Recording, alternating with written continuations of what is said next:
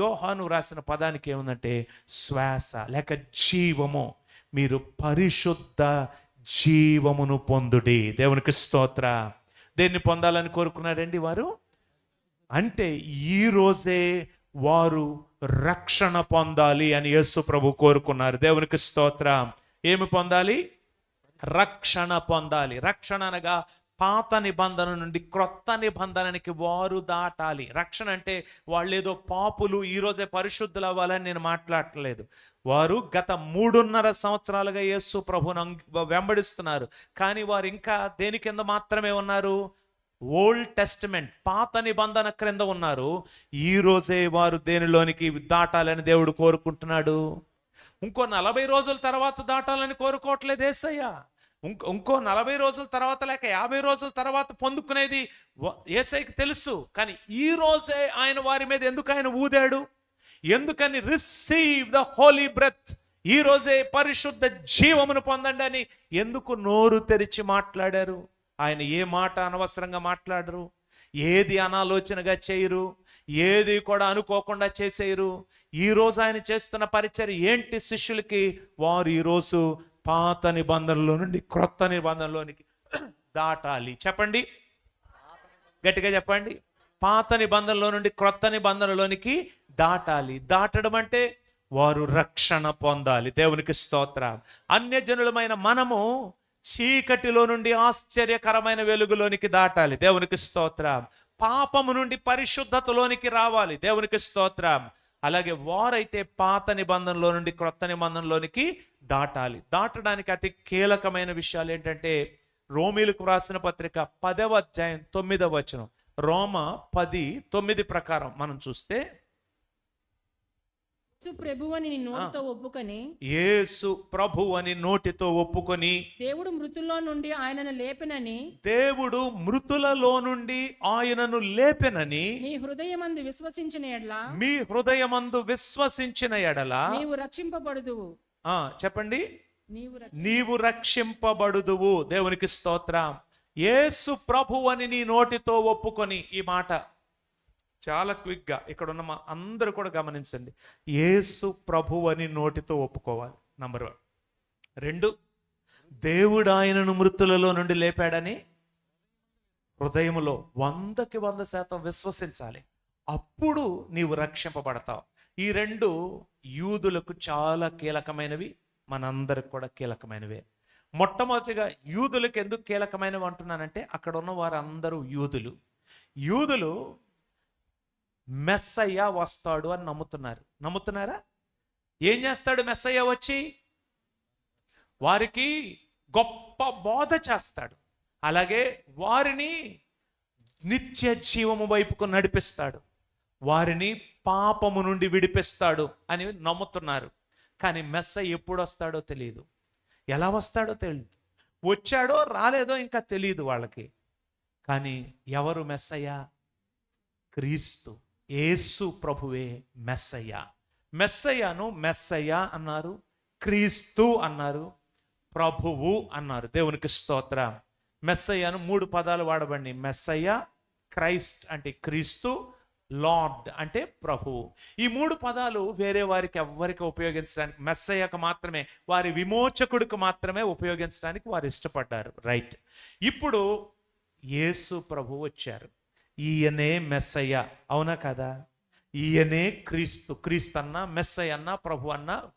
ఈ వచ్చిన ఈ యేసే ఆ ప్రభువు, క్రీస్తు, మెస్సయ్య అని 100% నమ్మాలి.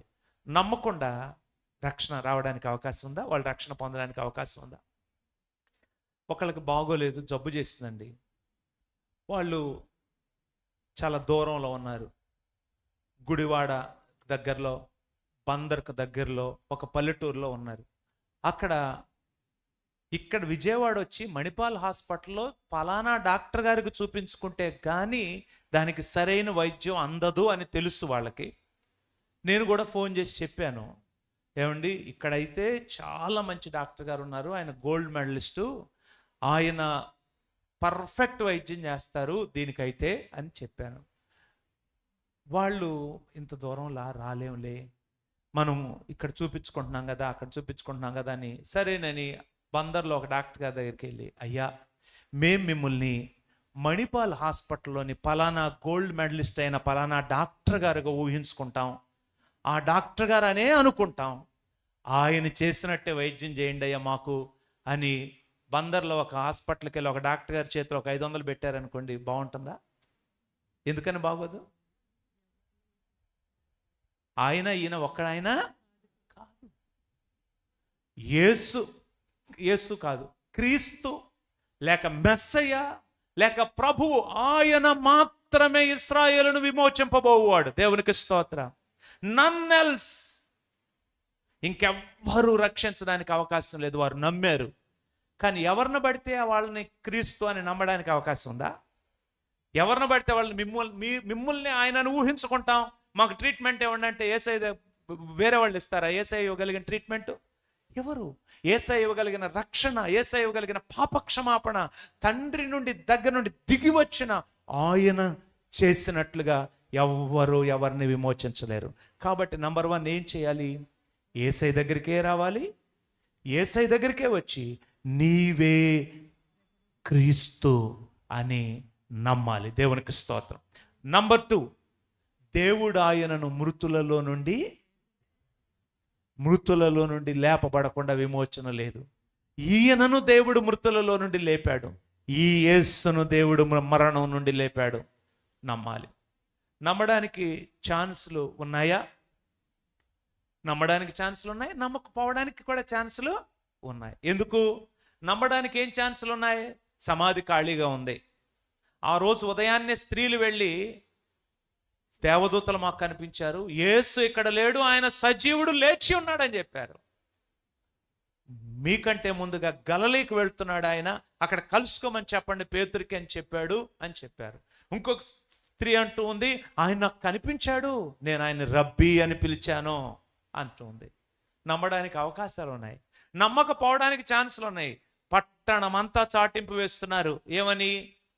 యేసు శవాన్ని దొంగలు ఎత్తుకుపోయారు, యేసు శవాన్ని శిష్యులు ఎత్తుకుపోయారు. పట్టణమంతా చాటింపు వేస్తున్నారు. ఎవరేపిస్తున్నారు చాటింపు? ఎవరైతే అధికారులు ఆ యొక్క దానికి బండరాయి మీద సీల్ వేసి ముద్ర వేశారో వాళ్ళు వెళ్ళి అధికారులతో చెప్తే, అరే అట్లా చెప్తే మనల్ని చంపేస్తారా, అట్లా చెప్పమాకండి, ఎవరో యేసును ఎత్తుకుపోయాడని చెప్పండి. మొత్తం చాటింపేస్తున్నారు. యేసును ఎత్తుకుపోయారు.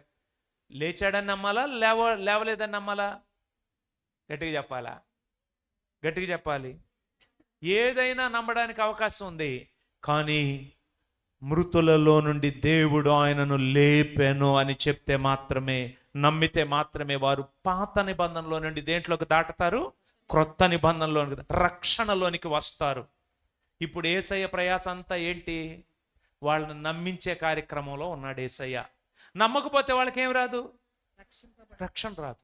నమ్మాలంటే యేసయ్య రంగంలోనికి దిగి, రండి నా చేతులు చూడండి, నా గాయాలు చూడండి, నా ప్రక్క చూడండి. వాస్తవంగా పునరుద్ధానుడైన యేసయ్యకు అవేవి ఉంచుకోవలసిన అవసరం లేదు. ఉందా అని అడుగుతున్నాను. లేదు. ఆయన పునరుద్ధానుడు, సర్వశక్తుడు. యోబుని క్షణంలో దేవుడు గాయాల నుండి స్వస్థపరచలేదా? యోబు జీవితం అంతా మరకలతో మచ్చలతో తిరిగాడు అనుకుంటున్నారా మీరు? కుష్టు వ్యాధిని దేవుడు స్వస్థపరిస్తే కుష్టు వ్యాధి కలిగిన శరీరం ఎలా మారింది? పసిపిల్లవాని దేహంలాగా మారింది. అంటే పసిపిల్లల దేహం ఎంత స్వచ్ఛంగా ఎంత బాగుంటుందో అంత తాజాగా మారిపోయింది. మరకలు మచ్చలు కుష్టు అవన్నీ ఉన్నాయా? ఇంకా దాంట్లో ఏమైనా? సంపూర్ణంగా బాగు చేస్తాడు మన దేవుడు. కానీ యేసయ్య ఏం వేసుకు తిరుగుతున్నారు? గాయములేసు. ఎవరి కోసం? శిష్యుల కోసం. ఎవరి కోసం? శిష్యుల కోసం. వాళ్ళు నమ్మలేదనుకోండి, వాళ్ళకి రక్షణ.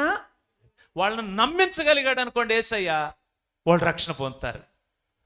అది ఆ రోజు యేసయ్య వచ్చి చదవండి, యేసయ్య వచ్చి వారి మధ్యలో నిలిచి చెప్పి, చూడండి, 12 మందిలో ఒక్కడైన దిదుమనబడిన తోమా ఆయన అలాగు చెప్పి వారికి తన చేతులను పక్కను చూపగా. 20వ వచనం. ఆయన అలాగు చెప్పి వారికి తన చేతులను పక్కను చూపగా వారు ఏం చేశారు? శిష్యులు ప్రభువును చూచి సంతోషపడ్డారు. అంటే నమ్మారు. దేవునికి స్తోత్రం, హల్లెలూయా. కొంతమంది నమ్మలేకపోతే మార్కు సువార్తలో, మత్తయి సువార్తలో ఆయన వారి హృదయ కాఠిన్యమును గద్దించి, మీరు నమ్మకపోతే మీకు రక్షణ లేదురా నాయన, నమ్మండి ఈ రోజుకైనా అని మరింతగా తాను రుజువు చేసుకున్నారు. దేవునికి స్తోత్రం. తోమా ఆ రోజున లేడు, నిజమే. తోమా తర్వాత ఉన్నాడు. ఉన్న సమయంలో తోమాతు దగ్గరికి వెళ్ళి తోమాకు మరలా గాయాలు చూపించారు.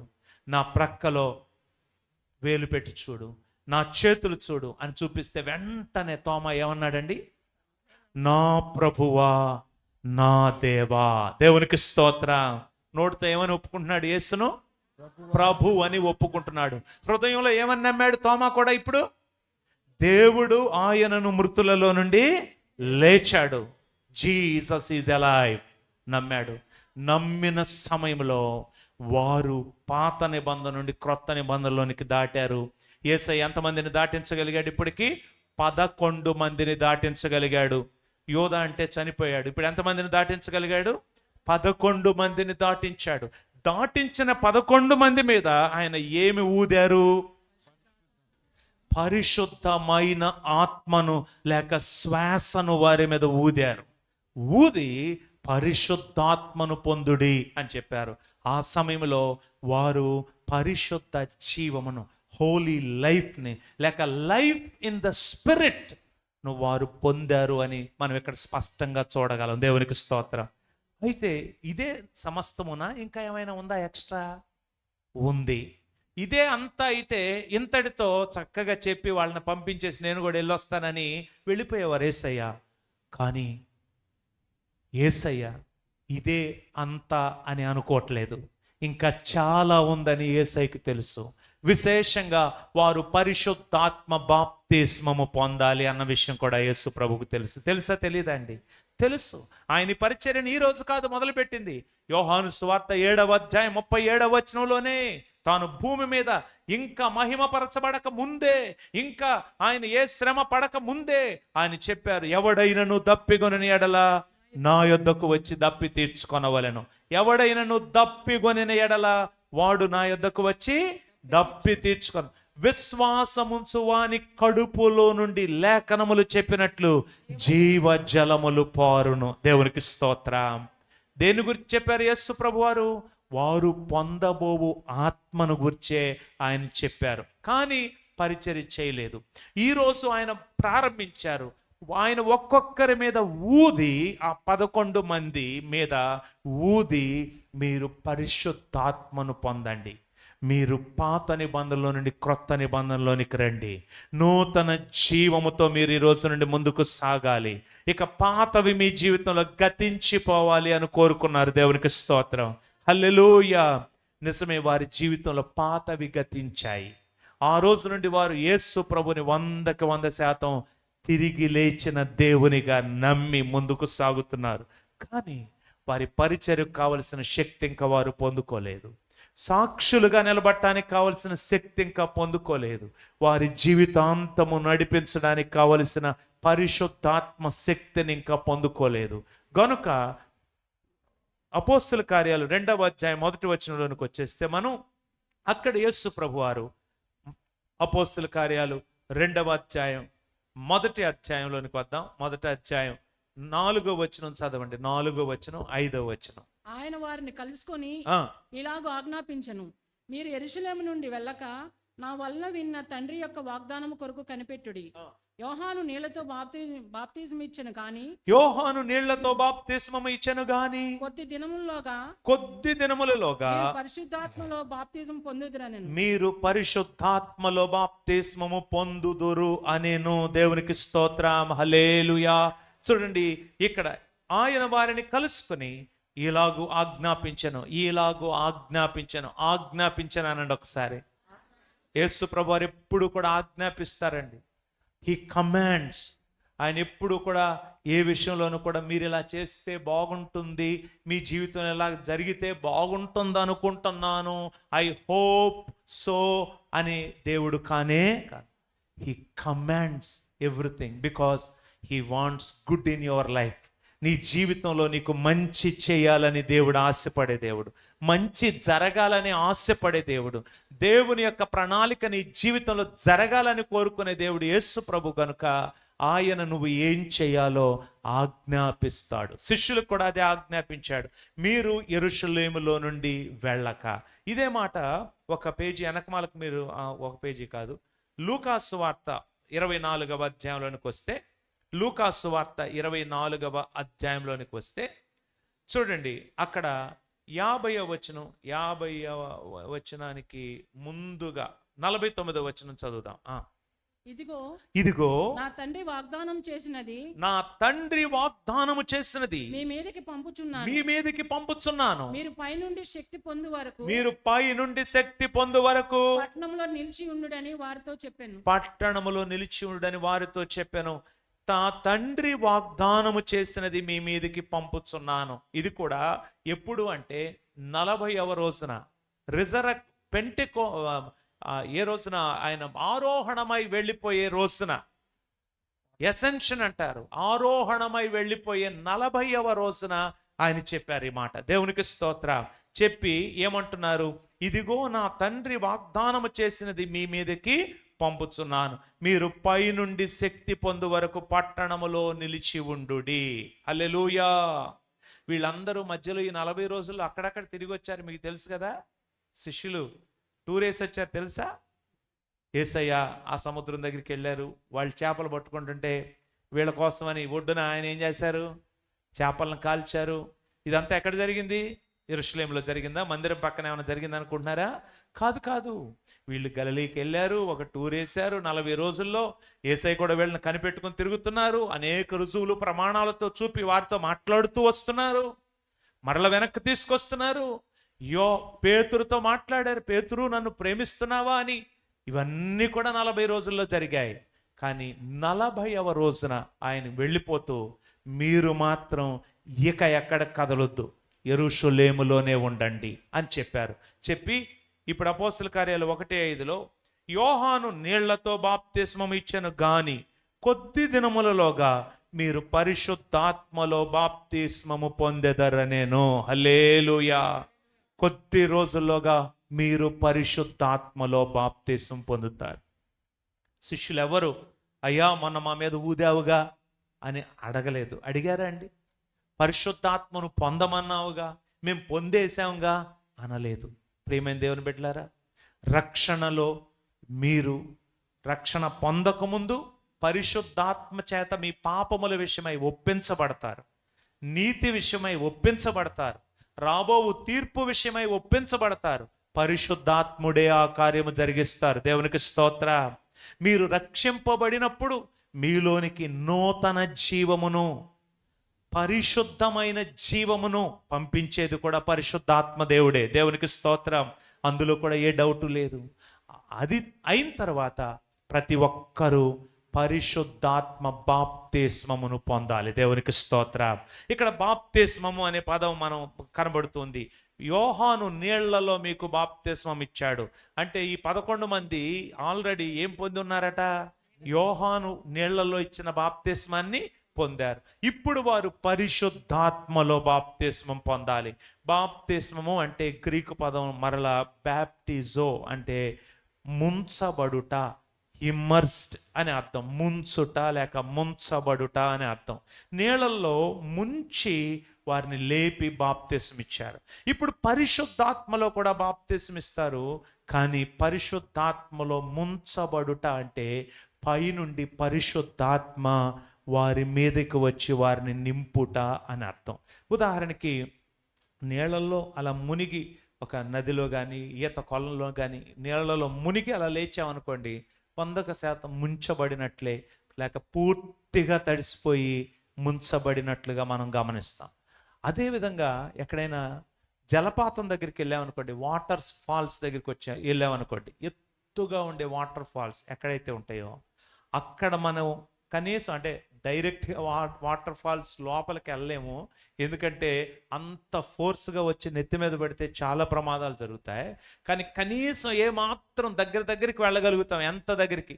అది పడే ఎత్తును బట్టి, ఇంటెన్సిటీని బట్టి, తీవ్రతను బట్టి ఎంత దగ్గరికి వెళ్తామో అంతగా మొత్తం ఏమైపోతాం, we get immersed in water. మనం నీళ్లతో నింపబడతాం, పూర్తిగా ముద్దయిపోయే పరిస్థితి ఉంటుంది. దేవునికి స్తోత్రం. ఇక్కడ పరిశుద్ధాత్మ పైనుండి దిగి రావాలి గనుక పరిశుద్ధాత్మ వారి మీదకి వచ్చునప్పుడు అని 8వ వచనంలో, అయినను పరిశుద్ధాత్మ మీ మీదికి వచ్చునప్పుడు, అయినను పరిశుద్ధాత్మలో మీరు మునుగునప్పుడు అనలేదు. ఏమన్నారు ఇక్కడ? అయినను పరిశుద్ధాత్మ మీ మీదకి పైనేమో బాప్తిస్మ అన్నారు, పరిశుద్ధాత్మలో బాప్తిస్మ అన్నారు. దానినే గుర్తు చేస్తూ పరిశుద్ధాత్మ మీ మీదకి వచ్చునప్పుడు. ఎక్కడి నుండి రావాలి పరిశుద్ధాత్మ? దేవుడు పైనుండి రావాలి. కనుక 2 బాప్తిస్మాలే. నీళ్లలో ముంచి లేపినది బాప్తిస్మమే, ఇప్పుడు పైనుండి వచ్చునది కూడా. యేసు ప్రభు ఏమన్నారు? మీరు బాప్తిస్మము పరిశుద్ధాత్మలో పొందాలి అన్నారు. ఆ పరిశుద్ధాత్మ బాప్తిస్మమే అత్యంత కీలకమైనది మనందరి జీవితాలకు. రక్షణ పొందిన ప్రతి ఒక్కరూ పరిశుద్ధాత్మలో బాప్తిస్మము పొందాలి. పొంది పరిశుద్ధాత్మలో తమ నూతన జీవితాన్ని దేవునికి లేక యేసు ప్రభు శిష్యులుగా మనం ప్రారంభిస్తాం. అది పెంతెకోస్తు పండుగ దినం వచ్చినప్పుడు జరిగింది. చూడండి, 120 మంది అయ్యారు. ఇప్పుడు 11 మంది కాదు. ఎంతమంది అయ్యారండి? ఇప్పుడు 120 మంది అయ్యారు. 2వ అధ్యాయం 1 నుండి 4 వచనాలు చదువుదాం.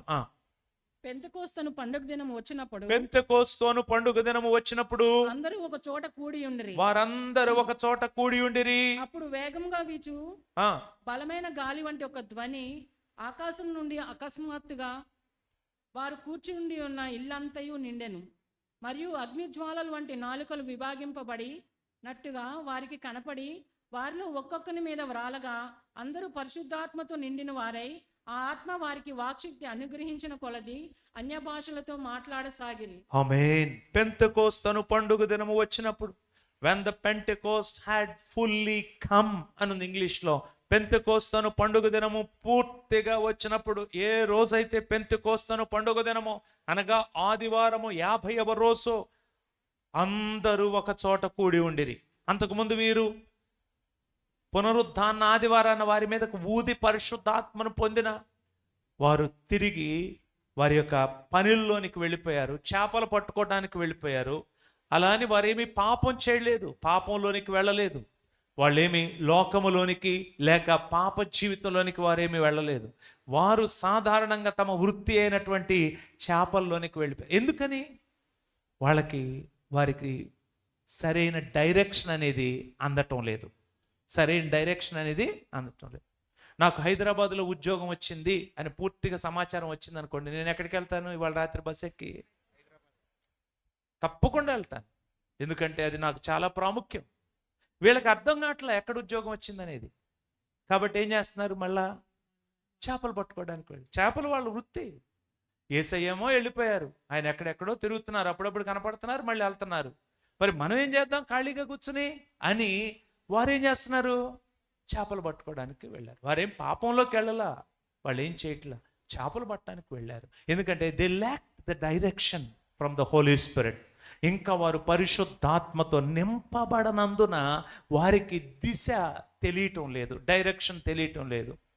వారి మీద ఊదబడింది నిజమే, వారు ఒక నూతన జీవాన్ని నింపబడ్డారు నిజమే, వారు పాత నిబంధన నుండి క్రొత్త నిబంధనలోకి దాటారు నిజమే. వారు వాస్తవంగా చెప్పాలంటే 100% పరలోకానికి క్వాలిఫై అయ్యారు ఇప్పుడు నిజమే. దేవునికి స్తోత్రం. వారు రక్షణ పొందారు, వారు యేసు ప్రభు అని నమ్మారు, దేవుడు ఆయన్ని మృతుల్లో నుండి లేపాడని కూడా నమ్మారు. కానీ వారికి ఇప్పుడు ఏం చెయ్యాలో, యేసయ్యకి మన రుణాన్ని ఎలా తీర్చుకోవాలో, యేసయ్య మనల్ని అసలు ఎందుకు శిష్యులుగా ఎంచుకున్నారో ఎంత చెప్పినా ఆ విషయాలు ఏమీ కూడా వారు తమ జీవిత అన్వయములోనికి మార్చుకోలేకపోతున్నారు. ఇప్పుడు యేసు ప్రభు వారు వారందరినీ ఒక చోట సమకూర్చారు, ఒలీవల పర్వతం మీదకి తీసుకెళ్లారు. ఒలీవల పర్వతం యెరూషలేము దగ్గరలో ఉంది. మరలా ఆయన చెప్పారు, మీరు యెరూషలేము నుండి మాత్రం దాటి వెళ్ళిపోమాకండి, అక్కడే ఉండండి, ప్రార్థన చేయండి. 10 రోజులు ప్రార్థన చేశారు. ఇప్పుడు ఈ రోజు వారు ఏం పొందుతున్నారండి? చూడండి ఏం పొందుతున్నారో చక్కగా 3 మెట్లలో మనకు కనబడుతూ ఉంది చూస్తే. వారు అప్పుడు వేగముగా వీచు బలమైన గాలి వంటి ఒక ధ్వని. పెంతెకోస్తను పండుగ దినము వచ్చినప్పుడు అందరూ ఒక చోట కూడి ఉండిరి. వారందరూ ప్రార్థన చేస్తున్నారు. పైన 14వ వచనంలో మనం చూస్తే వారందరూ ఏక మనసుతో ఎడతెగక ప్రార్థన చేస్తున్నారు. దేవునికి స్తోత్రం. ఇక్కడ పెంతెకోస్తను పండుగ దినము వచ్చినప్పుడు అందరూ ఒక చోట కూడి ఉండిరి. అప్పుడు వేగముగా వీచు బలమైన గాలి వంటి ఒక ధ్వని. దేవునికి స్తోత్రం. అకస్మాత్తుగా వారు కూర్చుండి ఉన్న ఇల్లంతయు నిండెను. హల్లెలూయా. పరిశుద్ధాత్మ పరలోకములో నుండి ఇప్పుడే ఈ క్షణంలోనే భూమి మీదకు దిగి వచ్చి భూమి మీద కూడా వీరు కూర్చుండి ఉన్న గదిలోనికి, ఇంటిలోనికి దిగి వచ్చాడు. చప్పట్లు కొట్టి దేవుని స్తోత్రం చేద్దాం. హల్లెలూయా, హల్లెలూయా, హల్లెలూయా. దేవునికి మహిమ కలుగును గాక. అప్పుడు మరియు అగ్ని జ్వాలల వంటి నాలుకలు విభాగింపబడినట్టుగా వారికి కనబడి వారిలో ఒక్కొక్కని మీద వ్రాలగా. దేవునికి స్తోత్రం. హల్లెలూయా. వారిలో ఒక్కొక్కరి మీద ఏం జరిగిందండి? వ్రాలగా అందరూ పరిశుద్ధాత్మతో నిండిన వారై ఆ ఆత్మ వారికి వాక్శక్తి అనుగ్రహించిన కొలది అన్య భాషలతో మాటలాడసాగిరి. 3 విషయాలు. నంబర్ 1, వారు పరిశుద్ధాత్మ వచ్చి బలముగా వీచు గాలి వంటి ఒక ధ్వని వినబడింది. కానీ వచ్చింది ఎవరు? పరిశుద్ధాత్మ వచ్చి వారు కూర్చుని ఉన్న ఇల్లంతయు నిండింది. దేవునికి స్తోత్రం. అనగా వారి మీదకి పరిశుద్ధాత్మ దేవుడు వచ్చేసారు. ఇల్లంతా నింపబడిందంటే వారు కూడా ఇప్పుడు దేనిలో బాప్తిసం పొందారు? దేనిలో ముంచబడ్డారు? దేనితో నిండిపోయారు? పరిశుద్ధాత్మతో నిండిపోయారు. రెండవది చూడండి, అగ్ని జ్వాలల వంటి నాలుకలు విభాగింపబడి వారిలో వారికి కనబడి వారిలో ఒక్కొక్కరి మీద వ్రాలగా. మొట్టమొదటిది. 2, అందరూ పరిశుద్ధాత్మతో నిండిన వారై. దేవునికి స్తోత్ర. వారు పరిశుద్ధాత్మతో నింపబడ్డారు. వారు లోపలికి పరిశుద్ధాత్మ దేవుడు వచ్చేసాడు. ఇప్పుడు ఇంటిలోనికి రావడం మాత్రమే కాదు, ఎవరిలోనికి కూడా వచ్చేసారు? వారి లోపలికి వచ్చేసారు పరిశుద్ధాత్మ దేవుడు వచ్చి. 3, వారు ఆ ఆత్మ వారికి వాక్శక్తి అనుగ్రహించిన కొలది. ఎక్కడి నుండి? లోపల నుండి వారికి వాక్శక్తి అనుగ్రహించిన కొలది అన్య భాషలతో మాటలాడసాగిరి. ఇప్పుడు లోపల నుండి బయటికి ఏమొస్తున్నాయి? అన్య భాషలతో ఆరాధన, దేవుణ్ణి గణపరచుట వస్తున్నాయి. దేవునికి స్తోత్రం. ఎంత అద్భుతం! ఇది ఒక్కసారి అనుగ్రహించబడిన అనుభవం కాదు. చరిత్రలో లేక ఆది సంఘములో కనీసం అపోస్తల కార్యాల్లోనే 4 నుండి 5 చోట్ల అనుగ్రహించబడిన అనుభవం. దేవునికి స్తోత్రం. ఏదో ఒక్కసారి అనుగ్రహించబడినా మనం తూచ తప్పకుండా తీసుకుంటాం. కానీ 4 సార్లు ఇదే అనుభవం వారికి అనుగ్రహించబడుట ద్వారా దేవుడు ఏమి స్థాపించాడంటే ప్రతి ఒక్కరూ పరిశుద్ధాత్మతో ఈ విధంగా నింపబడాలి. మొట్టమొదటి నింపబడాలి, పరిశుద్ధాత్మ మన మీదకు దిగి రావాలి. 2, మనము పొందుకోవాలి. 3వది, నీ కడుపులో నుండి జీవజల నదులు బయటికి పారాలి. అనగా నీలో నుండి నీ నాలుకను దేవుడు సడలించగా అన్య భాషలతో నీవు దేవుణ్ణి ఆరాధిస్తావు. హల్లెలూయా. ఇది ఇక్కడ మొట్టమొదటిసారిగా జరిగింది. అలాగే 8వ అధ్యాయంలో మనం చూస్తే సమరయ ప్రాంతంలో జరిగింది. సమరయ ప్రాంతంలో 8వ అధ్యాయం 15 నుంచి 18 వరకు ఉన్న వచనాలు. వీరు వచ్చి వారు పరిశుద్ధాత్మను పొందవలనని వారి కొరకు ప్రార్థన చేసిరి. అంతకుముందు వారిలో ఎవరి మీదను ఆయన దిగి ఉండలేదు. వారిలో ఎవరి మీదను ఎవరు దిగి ఉండలేదు? పరిశుద్ధాత్ముడు దిగి. మరి ఏం జరిగింది అప్పటిదాకా? ఫిలిప్ అంత ప్రయాసపడ్డాడుగా, అంత సువార్త చెప్పాడుగా, అద్భుతాలు సూచక క్రియలు చేశాడుగా. మరి ఏం జరిగింది అప్పటి వరకు? ఏం జరిగిందంటే వారు యేసుక్రీస్తును ప్రభు అని నమ్మటం జరిగింది. హల్లెలూయా. దేవుడు ఆయనను మృతులలో నుండి లేపాడని నమ్మడం జరిగింది. వారి పాపములు క్షమించబడట యేసుక్రీస్తు చేసిన ఆ ప్రాయశ్చిత్త కార్యము ద్వారానే అని వారు నమ్మారు.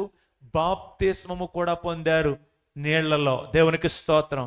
కానీ ఎవరు దిగి ఉండలేదు? ఇంకా పరిశుద్ధాత్మ వారి మీదకు దిగి ఉండలేదు గనుక ఈ విషయం తెలిసిన అపోస్తలులు వారి దగ్గరికి వచ్చి, పేతురు యోహాను వారి దగ్గరికి వచ్చి, వారు ప్రభు అయిన యేసు నామమున బాప్తిసం మాత్రం పొందారన్న సంగతి తెలుసుకుని, అప్పుడు పేతురును యోహానును వారి మీద చేతులుంచగా వారు పరిశుద్ధాత్మను పొందిరి. దేవునికి స్తోత్ర.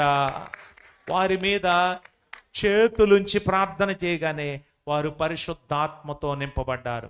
పరిశుద్ధాత్మతో నింపబడిన వెంటనే వారు అన్య భాషలతో దేవుణ్ణి స్తుతించి ప్రార్థించడం మనం ఎరుగుదము. ఇక్కడ చూడండి, అపోస్తులు చేతులుంచుట వలన పరిశుద్ధాత్మ అనుగ్రహింపబడినని సీమోను అనే ఒక గారడి వాడు చూచాడు. చూస్తుంటే ఏమర్థమైందండి సీమోనికి? పేతురు యోహానులు చేతులుంచి ప్రార్థన చేస్తుండగా వారు ఏం పొందారు? పరిశుద్ధాత్మ. ఒక గారడి వాడికి, ఒక చీకటి శక్తులతో నింపబడిన వాడికి స్పష్టంగా కనబడుతుంది వీరు పరిశుద్ధాత్మను పొందారు. ఎలా కనపడింది? 1 పరిశుద్ధాత్మ వారి మీదకి దిగి వచ్చుట, 2 వారు నింపబడుట, 3 వారి నోట్లో నుండి ఏం బయటకు వస్తున్నాయి? అన్య భాషలు బయటకు వస్తున్నాయి. దేవుణ్ణి అన్య భాషలతో ఘనపరుస్తున్నారు. ఇది అంతకుముందు వారి జీవితంలో ఎన్నడూ జరగలేదు. 10వ అధ్యాయానికి వస్తే కొర్నేలి ఇంటిలో ఏం జరిగింది? కొర్నేలి ఇంటిలో 10:44 పేతురు ఈ మాటలు ఇంకా చెప్పుచుండగా అతని బోధ విన్నవారందరి మీదికి పరిశుద్ధాత్మ దిగేను. దేవునికి స్తుతి కలుగును గాక. పరిశుద్ధాత్మ దిగి సున్నతి పొందిన వారిలో పేతురుతో కూడా వచ్చిన విశ్వాసులందరూ పరిశుద్ధాత్మ వరము అన్యజనుల మీద సైతము కొమ్మరింపబడుట చూచి విభ్రాంతి నొందిరి. దేవునికి స్తోత్రం. ఎలా అనగా వారు భాషలతో మాట్లాడుచు దేవుని ఘనపరచుచుండగా వినిరి. అందుకు పేతురు, మనవలే పరిశుద్ధాత్మను పొందిన వీరును. హల్లెలూయా. ఎలా పొందారంట? మనవలే పొందారు. మనవలే అంటే ఆ రోజు మేడగదిలో పెంతెకోస్తు దినాన్న మనందరం ఎలా పొందామో అలాగే ఈరోజు వీరు పొందారు. ఆ రోజు ఉదాహరణకి 120 మంది ఉన్నారు అక్కడ. వారందరూ అనేక భాషల్లో, వీరు మన భాషల్లో మాట్లాడుతూ దేవుని కార్యాలు వివరిస్తున్నారే అని వేల మంది అక్కడ నుండి వచ్చిన వారు చూసి, చుట్టుప్రక్కల దేశాల నుండి వచ్చిన వారు చూసి ఆశ్చర్యపడి వాళ్ళని ఎవరిని ఎంక్వైరీ చేయలేదు. మీ దేవుడెవరు, ఎలా ఇది జరిగింది అని అడగకపోగా వాళ్ళు విమర్శలకు దిగారు. ఎటువంటి విమర్శలకు దిగారు? కొందరైతే వీరు కొత్త మద్యంతో నిండారా, వీళ్ళు కొత్తగా తాగారు, కొత్త బ్రాండ్ ఏదో వచ్చినట్టుంది అని చెప్పుకుంటున్నారు. అపహాస్యం చేస్తున్నారు. They were not making any enquiries about this super natural experience. ఈ గొప్ప అనుభవాన్ని గురించి, అయ్యా మీరు ఎలా పొందారు, మేము కూడా పొందాలనుకుంటున్నాం అని అడగట్లేదు. అడగకపోగా ఏం చేస్తున్నారు? అపహాస్యం. ఈరోజు కూడా సంఘములో సహా పరిస్థితి ఇదే విధంగా ఉండుట అపవాది కార్యాలకు తార్కాణంగా ఉంటుంది. ఈ అభిషేకాన్ని లేక ఈ బాప్తిస్మాన్ని పొందిన వారి దగ్గరికి ఇతరులు వచ్చి ఏం చేయాలి? అడగాలి. అపహాస్యం చేయకూడదు. గట్టిగా చెప్పాలి. ఏం చేయాలండి? మంచి మనస్సుతో అడగాలి. నేను కూడా పొందుకోవాలని ఆశపడుతున్నాను, నేను కూడా చీకటి నుండి ఆశ్చర్యకరమైన వెలుగులోనికి దాటాను, పాపాలు క్షమించబడ్డాయి, రక్షణ పొందాను, బాప్తిసం పొందాను, కానీ నేను ఇంకా పరిశుద్ధాత్మ బాప్తిసం పొందాలనే ఆశగా ఉంది అని అడగాలే గాని ఎక్కడ ఎవ్వరిని పొరపాటున పైకి గాని లోపల గాని ఏం చేయకూడదు? అపహాస్యము చేయకూడదు, ఎగతాళి చేయకూడదు, లోపల కూడా వేరే భావం పెట్టుకోకూడదు. ఏ పాపాన్నైనా దేవుడు క్షమిస్తాడు, కానీ పరిశుద్ధాత్మకు విరోధంగా నీవు ఆలోచించే ఆలోచన కానీ, ఊహించే ఊహ కానీ, నీ క్రియలు కానీ, నీ మాటలను కానీ క్షమించడు దేవుడు ఎన్నడూ కూడా. ఈ విషయాన్ని బాగా గుర్తుపెట్టుకోవాలి. ఇప్పుడు మనం ఎక్కడున్నాం? కొర్నేలి ఇంటిలో ఉన్నాం. నేనేం చెప్తున్నానంటే, ఆ రోజున అక్కడ చాలా దేశాల నుండి వచ్చారు కాబట్టి వారికి ఆ దేశాల భాషల్లో మాట్లాడితే వారికి ఏమైనా జ్ఞానోదయం కలుగుతుందేమోనని, లేక ఆకర్షణకు గురవుతారని వచ్చారేమో అని కొంతమంది ఆలోచించే ఆలోచన ఉంది. ఇబ్బంది ఏం లేదు, మనం ఆలోచించవచ్చు. మరి కొర్నేలి ఇంట్లో ఎంతమంది ఉన్నారు? ఎంతమంది ఉన్నారు? మహా అయితే ఒక 100 మంది ఉంటారు, ఒక 50 మంది ఉంటారు. కొర్నేలి తన బంధువుల్ని, తన ఇంటి వారిని, చుట్టుప్రక్కల ప్రాముఖ్యమైన వారిని పిలుచుకుని కూర్చోబెట్టుకున్నాడు. వీరెవరు? అన్యులు. వీరేమైనా విదేశాల నుండి, చుట్టుప్రక్కల దేశాల నుండి వచ్చిన వారా? రాలేదు. అయినా పరిశుద్ధాత్మ ఎలా దిగాడు? వాళ్ళ మీద దిగినట్లే దిగారు. అంటే పెంతెకోస్తు పండుగ రోజున ఎలా జరిగిందో కొర్నేలి ఇంటిలో కొంతమంది ఉన్న గదిలో కూడా అలాగే జరిగింది. ఆ రోజు మేడగదిలో ఎలా జరిగిందో ఈ రోజు కూడా అలాగే జరిగింది. వీరు కూడా ఏం మాట్లాడుతున్నారు? అన్య భాషలతో మాట్లాడి దేవుణ్ణి గణపరుస్తున్నారు. దేవునికి స్తోత్రం. వారంటే చాలా దేశాల భాషలు మాట్లాడారు.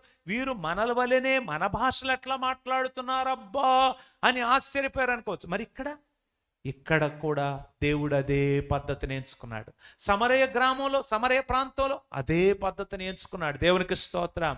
మరలా 19వ అధ్యాయంలో ఎఫెసు దగ్గరికి మనం వస్తే, పౌలు పై ప్రదేశాల్లో సంచరించి ఎఫెసునకు వచ్చినప్పుడు కొందరు శిష్యులను చూచి మీరు విశ్వసించినప్పుడు పరిశుద్ధాత్మను పొందితురా అని వారిని అడిగాడు. అడిగితే వాళ్ళు ఏమన్నారు? అయ్యా, పరిశుద్ధాత్ముడు ఉన్నాడన్న సంగతి మాకు తెలియదు అన్నాడు. అన్నప్పుడు వారు చూడండి, వెంటనే మీరు ఏ బాప్తిసం పొందారు? యోహాను బాప్తిసం. అప్పుడు యోహాను బాప్తిస్మాన్ని గురించి, అలాగే యేసుక్రీస్తు నామములో ఇవ్వబడే బాప్తిస్మాన్ని గురించి వివరించి చెప్పి పౌలు వారిని నీళ్ల దగ్గరికి తీసుకువెళ్ళి ఆ మాటలు విని వారు ప్రభు అయిన యేసు నామమున బాప్తిస్మము పొందిరి. 5వ వచనం చూశారు అందరూ? 6వ వచనం చూడండి. తరువాత పౌలు వారి మీద చేతులుంచగా పరిశుద్ధాత్మ వారి మీదికి వచ్చెను. యేసు ప్రభువారు ఏ మాట అయితే అపోస్తల కార్యాలు 1:8 పలికారో, అయినను పరిశుద్ధాత్మ మీ మీదికి వచ్చునప్పుడు అదే జరుగుతుంది. యేసయ్య మాటకి ఇటు అటు తేడా ఎక్కడ జరగటం లేదు. మీరు గమనిస్తున్నారు. అయినను పరిశుద్ధాత్మ మీ మీదకి వస్తాడు అని చెప్తే 4 సందర్భాల్లో కూడా ఎవరు వస్తున్నారు వారి మీదకి? పరిశుద్ధాత్మయే వస్తున్నారు. వచ్చి పరిశుద్ధాత్మ వారి మీదకి దిగెను లేక వచ్చెను. అప్పుడు వారు భాషలతో మాట్లాడుటకును ప్రవచించుటకును మొదలు పెట్టిరి. వారందరూ ఇంచుమించు 12 పురుషులు. గట్టిగా చప్పట్లు కొట్టి దేవుని స్తోత్రం చేద్దాం. హల్లెలూయా, హల్లెలూయా, హల్లెలూయా. ఎన్ని సందర్భాలు మీ ముందుకు తీసుకొచ్చాను? 4 సందర్భాలు తీసుకొచ్చాను. 2 సందర్భాల్లో ఎవరి ప్రమేయం లేకుండానే పరిశుద్ధాత్మ దిగాడు. 2 సందర్భాల్లో చేతులుంచినప్పుడు పరిశుద్ధాత్మ దిగారు. 4 సందర్భాల్లో పరిశుద్ధాత్మయ్య వారి మీదకి దిగి వచ్చారు. 4 సందర్భాల్లో కూడా వారు అన్య భాషలతో మాట్లాడి దేవునిని ఘనపరిచారు. దేవునికి స్తోత్రం. 3 సందర్భాల్లో ఘనపరిచిన వారు సమరయలో వారి నోట్లో నుండి అన్య భాషలు రాలేదు అని మనం అనుకోవడానికి, బెనిఫిట్ ఆఫ్ డౌట్ కింద కూడా ఊహించుకోవడానికి విమర్శకులకు తావు లేదని నేను హెచ్చరిస్తున్నాను. Yes or no? ఆయన ఒక పద్ధతిని ఎంచుకున్నప్పుడు ఇక్కడ ఏదో ఆ చిన్నది రాయబడలేదు కాబట్టి అక్కడ నింపబడలేదు, అక్కడ అన్ని భాషలు రాలేదు అని మనం ఎగరటానికి అవకాశం ఏమైనా ఉందా? ఎక్కడ నో. విమర్శించడానికి అవకాశం ఉందా? ఆయన ఒక పద్ధతిని ఎంచుకున్నారు. అదేంటంటే పరిశుద్ధాత్మతో నింపబడిన సమయంలో నీ నాలుక సడలింపబడుతుంది. దేవునికి స్తోత్రం.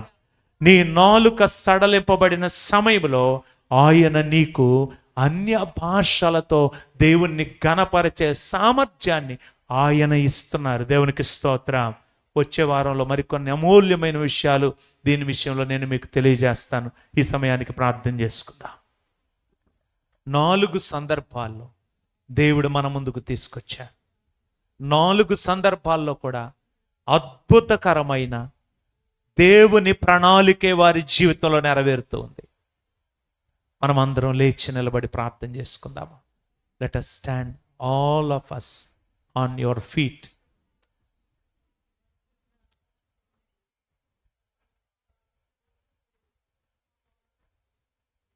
ఇది పెంతెకోస్తు ఆదివారం, పునరుద్ధాన ఆదివారాన్న వారు ఆ రాత్రి లోపే పాత నిబంధన నుండి క్రొత్త నిబంధనలోనికి దాటాలని యేసు ప్రభు వారికి పరిచర్య చేశారు. ఆయన ఆరోహణుడై వెళ్ళిపోతున్న సమయంలో స్పష్టంగా చెప్పారు, మీరు యెరూషలేములోనే నిలిచి ఉండండి. మీరు యెరూషలేములోను యోదయ సమరయ దేశముల యందంతటా భూదిగంతముల వరకు నాకు సాక్షులుగా ఉండాలి.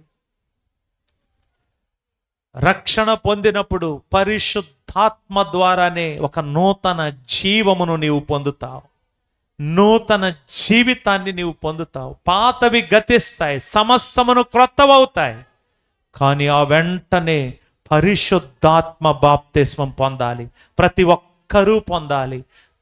దేవుని ప్రణాళికలోనికి నీవు రావాలి.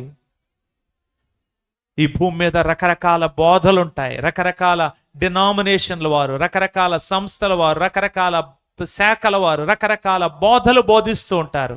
మనమైతే ఏ శాఖకు సంబంధించిన అవసరం లేదు. మనము సత్యములో నిలిచి ఉండే ప్రజలం, సత్య ఉపదేశములో నిలిచి ఉండే ప్రజలం. మనందరము కూడా సర్వ సత్యములోనికి పరిశుద్ధాత్మ దేవుడు మనల్ని నడిపిస్తూ ఉండగా సర్వ సత్యములోనికి నడిపించబడి స్థిరపరచబడి నిలిచి అనేకులకు ఆశీర్వాదకరంగా, ఆదర్శవంతంగా, అనేకులకు దీవెనకరంగా మారే ప్రజలంగా మనం ఉండాలి. ఎవరికి వారు బలంగా ప్రార్థన చేసుకోండి. మీరు ఏ స్థితిలో ఉన్నారో, మీరు ఇప్పటి వరకు ఏమి పొందుకున్నారో ఏమి పొందుకోలేదో మీకు తెలుసు. ఈ యాత్రలో మీరు ఎంతవరకు వచ్చారో, ఏ స్టేజ్లో ఉన్నారో మీకు తెలుసు. ఒకవేళ నీవు రక్షణ కూడా పొందని వ్యక్తివైతే పరిశుద్ధాత్మ దేవుడు నిన్ను పాపమును గురించి, నీతిని గురించి, రాబోవు తీర్పును గురించి ఒప్పింపజేస్తా ఉన్నాడు. ఎన్నో సమయాల్లో సువార్త వింటూ ఉన్నావు, నీవు లోబడాలి.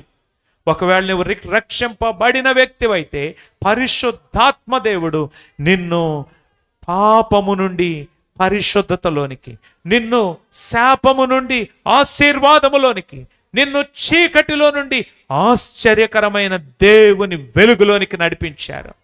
పాప క్షమాపణ నీకు అనుగ్రహింపబడింది. ఓ, నీవు నూతన జీవమును పొందుకున్నావు. అది పరిశుద్ధాత్మ కార్యమే. హల్లెలూయా, హల్లెలూయా. అయితే దానితో సరిపెట్టుకోవడానికి అవకాశం లేదు. నేను రక్షణ పొందినప్పుడే పరిశుద్ధాత్మను పొందేశాను అనుకోవడానికి అవకాశం లేదు. పొందేశావా? చాలా పార్షియల్గా, పాక్షికంగా పరిశుద్ధాత్మను నీవు పొందావు. పరిశుద్ధాత్మ కార్యము జరిగింది నీ జీవితంలో. కానీ పరిశుద్ధాత్మ బాప్తిస్మములోనికి రావాలి ప్రతి ఒక్కరూ కూడా.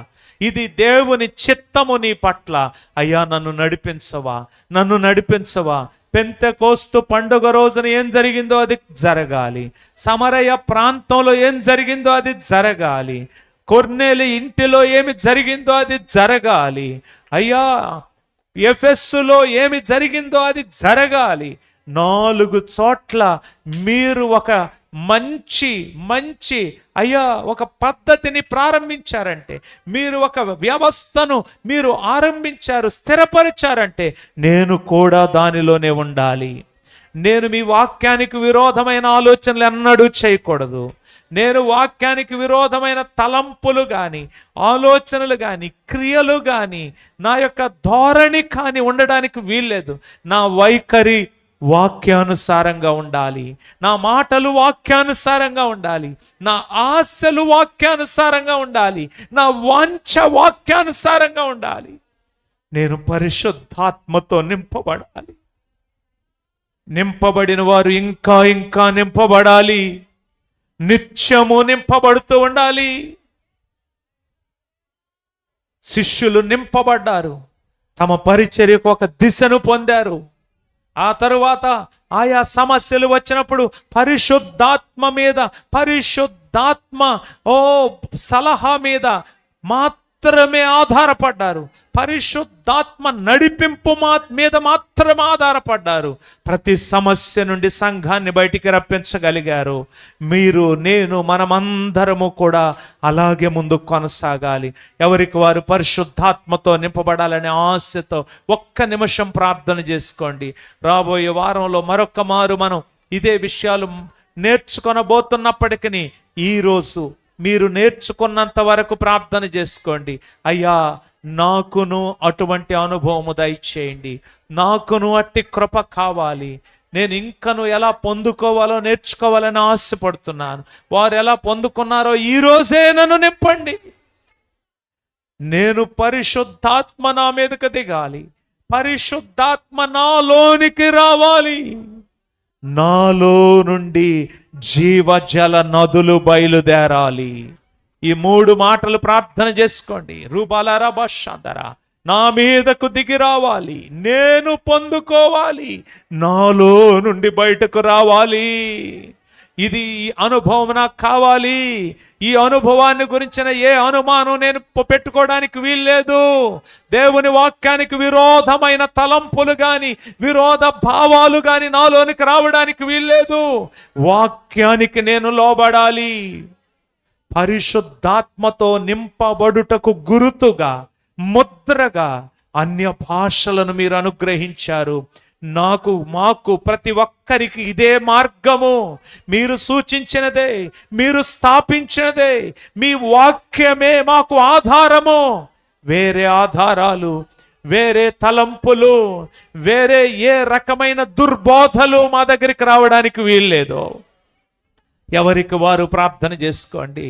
అయ్యా, నన్ను నీ పరిశుద్ధాత్మతో నింపి అన్య భాషలతో, అన్య భాషల గురుతుతో, అన్య భాషల ముద్రతో నన్ను ముద్రించండి ప్రభువా. అన్య భాషల మాట్లాడుటతో ఆరంభమయ్యే పరిశుద్ధాత్మ బాప్తిస్మము, పరిశుద్ధాత్మ వరములలోనికి నన్ను నడిపించాలి, పరిశుద్ధాత్మ పరిచర్యలోనికి నన్ను నడిపించాలి. నాయన పరిశుద్ధాత్మ బాప్తిస్మమునకు గురుతైన అన్య భాషలు, వ్యక్తిగత క్షేమాభివృద్ధికి అవసరమైన అన్య భాషలు నేను ఆరంభంలోనే పొందాలి ప్రభువా అని అడగండి.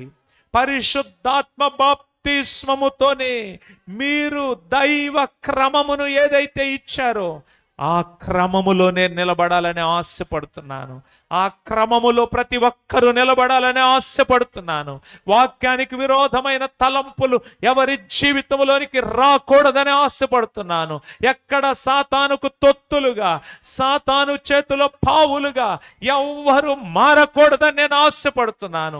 మీ వాక్యమే సర్వ సత్యములో ప్రతి ఒక్కరూ స్థిరపరచబడాలని నేను ఆశపడుతూ ఉన్నాను.